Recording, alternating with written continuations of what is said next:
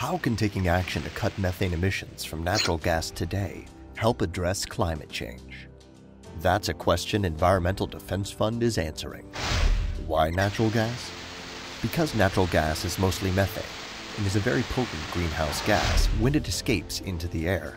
During the first year, a pound of methane is 120 times more powerful than a pound of carbon dioxide in trapping heat at the Earth's surface.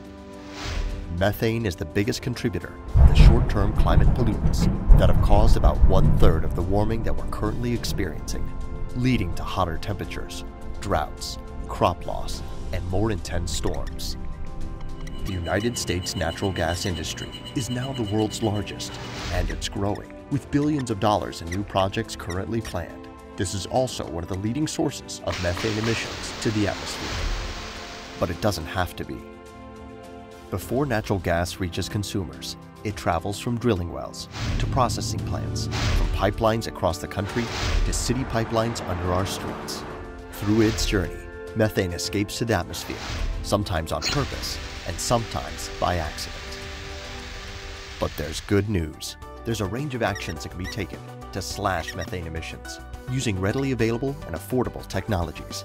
In fact, some actions will actually make companies money.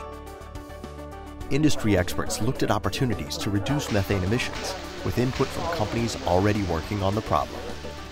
They found that every year, industry can save over 100 billion cubic feet of methane at minimal cost. That's enough to cook over 10 billion home-cooked dinners. Now is the time for industry leaders and policymakers to take action. Reducing methane emissions is good for the climate, good for communities, and good for business. If we take a common-sense approach to minimizing methane emissions while continuing to find ways to cut the carbon dioxide pollution that will impact our climate for centuries, we'll take a big step toward reducing the impacts of climate change in our lifetime and for future generations. Learn more about how we can cost-effectively reduce methane emissions today at edf.org/climate/methane.